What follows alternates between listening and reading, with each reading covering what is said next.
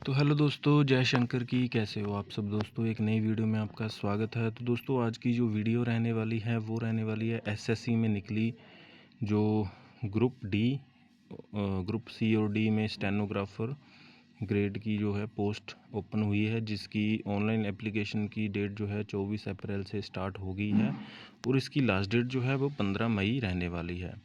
और इसकी last date और time for receipt of online application, उसकी जो लास्ट डेट 15 मई रहने वाली है। ऑनलाइन फ़ीस पेमेंट करने के लिए 16 तारीख रहेगी मई महीने की, और करेक्शन करने के लिए आपको जो है 20 मई से लेके 21 मई तक का जो है टाइम रहने वाला है। ठीक है, आप इसमें पेमेंट करेक्शन चार्ज भी जो है इन्होंने ऐड किया है। और कंप्यूटर बेस्ड टेस्ट जो रहने वाला है वो जुलाई और अगस्त महीने में होगा। और अगर आपको किसी भी any type of case difficulty in filling up online application, तो आप इसके ऊपर जो है टोल फ्री नंबर के ऊपर कॉल कर सकते हैं। ठीक है दोस्तों, government strive to have a workforce which reflect gender balance and women candidate are encourage to apply. ठीक है, the staff selection commission will hold an open competitive computer based examination for direct recruitment to the post of stenographer grade C, grade B non-gadget and stenographer grade D group C in various ministries, department, organization including their attached office, subordinate officer and statutory bodies of the government of India located in various state and union territories. Only those candidates who have skill in stenographer are eligible to apply.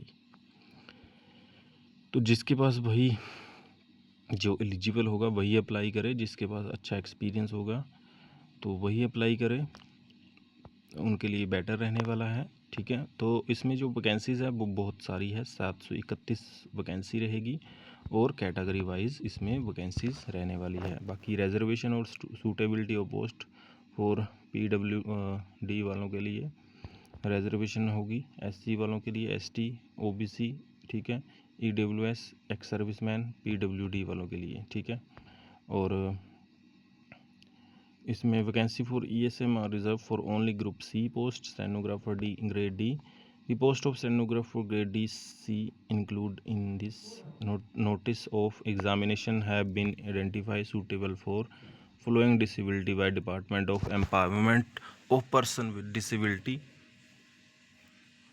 ठीक है, तो ये तो आप पढ़ सकते हैं notification इन्होंने जो दिया है। पोस्ट इसमें स्टेनोग्राफर ग्रेड सी के लिए जो है फंक्शनल रिक्वायरमेंट जो है ST, W, BN, RW, SC, SE, HC, suitable category of benchmark disability, BL, low vision, DHH, जो जिनको मतलब पर्सन जो डिसेबिलिटी से रिलेटेड हैं, जिनको इंजरीज़ हैं, किसी को कम सुनाई देता है, कम दिखाई देता है, या कोई हैंडीकैप्ड है।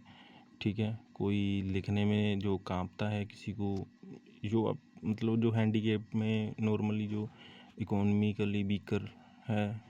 ठीक है, ग्रुप डी के लिए जो है उन्होंने दिया है ब्लाइंड है, लाइट विज़न है, ठीक है, हियरिंग में प्रॉब्लम है, वो सारी जो है इन्होंने बताई हुई है। कम सुनाई देता है, कम दिखाई देता है तो ये सारी चीज़ें उन्होंने क्लियर करी हुई है। ठीक है, पोस्ट के अकॉर्डिंग। ठीक है, उसके बाद बारी आती है name of user department, ministry of finance, department of stenographer grade C, जिसमें उन्होंने as per notification 38/16/2020 DD 3rd date 4 January 2021 issue by DOEPD as identify and intimated by user departments. तो वही इसमें भी सारी चीज़ें वही हैं, जिनको कम सुनाई देता है, कम दिखाई देता है, ठीक है, जो कम बोल पाते हैं, ठीक है, ब्लाइंड है, कम दिखाई देता है, सेम वही चीज़ें। ठीक है, revenue, central board of indirect taxes and custom, सारी चीज़ें वही हैं, आप देख सकते हैं। ठीक है, स्टेनोग्राफर ग्रेड डी वालों के लिए एक स्टेनोग्राफर ग्रेड डी स्टेनोग्राफर, ये इन्होंने डिपार्टमेंट लिखे हुए हैं, ministry of finance, central board of direct taxes, directorate of income tax department, ठीक है। उस पर department of personal training stenographer grade D इसमें भी होगा। जो अलग अलग डिपार्टमेंट है उसके अंदर जो पोस्टेज हैं वो सारी इन्होंने बताई हुई है किस डिपार्टमेंट में कौन कौन से जो हैंडीकैप्ड हैं, पर्सनल बेंचमार्क डिसेबिलिटी वालों के लिए। एब्रीवेशन यूज्ड जो इन्होंने फुल फॉर्म बता के रखी हुई है, S sitting, S T standing, W walking, B N bending, R W reading, writing, seeing, hearing, communication. वही सारी चीज़ें हैं जिनको कम सुनाई देता है, बैठने में दिक्कत है, खड़े होने में दिक्कत है, वो सारी चीज़ें इन्होंने बताई हुई हैं। नेशनलिटी इसमें आपकी इंडियन होनी ज़रूरी है, ठीक है। उसके बाद एज लिमिट जो है आपकी 1 अगस्त 2026 के अकॉर्डिंग आपको जो है कैलकुलेशन की जाएगी आपकी, ठीक है। स्टेनोग्राफर ग्रेड सी 18 से 30 साल है, उसकी कैलकुलेशन 1 अगस्त 2026 के अकॉर्डिंग होगी। और इसमें जो है आप 2 अगस्त 1996 से पहले नहीं होने चाहिए आपका बर्थ, और 1 अगस्त 2008 के बाद आपका बर्थ नहीं होना चाहिए। ग्रुप डी वालों का 18 से 27 साल जो है आपकी एज लिमिट है, और इसमें आपकी जो बर्थ है वो 2 अगस्त 1999 से पहले नहीं होना चाहिए और 1 अगस्त 2008 के बाद नहीं होना चाहिए, ठीक है। कैटेगरी इसमें जो है SC ST वालों के लिए 5 साल रहेगी। रिलैक्सेशन OBC के लिए 3 है, PWD के लिए PWVD के लिए 10 साल है, PWVD OBC के लिए 13, PWVD SC ST के लिए 15 साल है, एक्स सर्विसमैन वालों के लिए जो है 3 साल है। और defence personnel disabled in operation during hostilities with any foreign country or in disturbed area and release as a consequence therefore, उनके लिए 3 साल है। और defence personnel disabled operation during hostile with foreign country in a disturb area released as a consequence therefore SC ST वालों के लिए 8 साल है। उसके बाद जो है ग्रुप सी वालों के लिए जो सेंट्रल गवर्नमेंट सिविलियन एम्प्लॉई है अप टू 40 एज, ठीक है। और central government of civilian employee SC ST वालों के लिए 45 एज रहेगी। विडो डाइवोर्स्ड वुमेन है उनके लिए 35 year of age. Widow divorced women judicially separated उनके लिए जो है ये SC ST के लिए है up to 40 year of age, ठीक है। तो ये सारी चीज़ें इन्होंने बता के रखी हुई है कौन कौन अप्लाई कर सकता है कौन नहीं कर सकता है, ठीक है। ये चीज़ आप ध्यान रखें। बाकी चलते हैं आगे। आपको 85 पेजेस की ये जो है PDF है, आप इसको आराम से पढ़ सकते हैं। मैं आपको नॉर्मली जो इम्पोर्टेंट चीज़ें हैं वो बताऊंगा क्योंकि वीडियो बहुत लंबा हो जाएगा। इसमें जो क्वालिफ़िकेशन है आपकी 12th स्टैंडर्ड रहने वाली है, ठीक है। और उसके बाद जो है आपका जो अप्लाई करने के लिए आपको क्या करना है, आपको ssc.gov.in के ऊपर जो है आपको उनकी ऑफिशियल वेबसाइट जो है वो ssc.gov.in इनकी ऑफिशियल वेबसाइट है, आपको उसके ऊपर जाके अप्लाई करना है।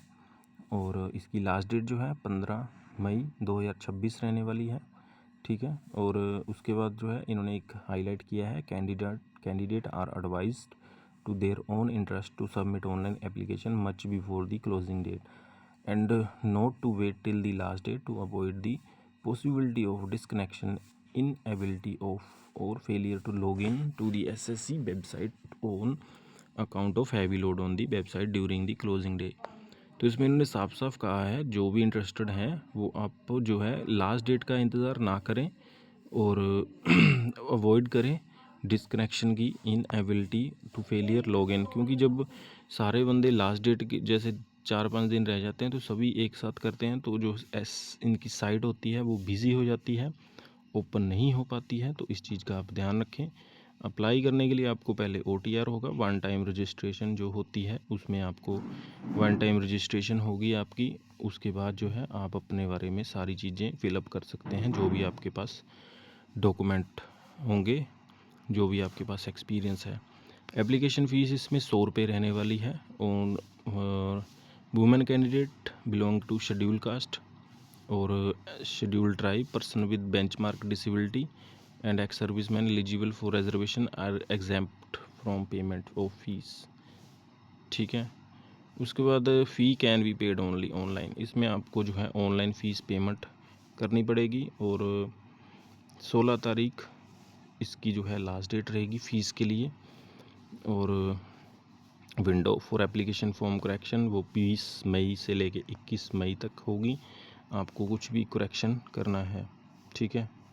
Commission will levy a uniform correction charges 200 रुपये रहने वाला है।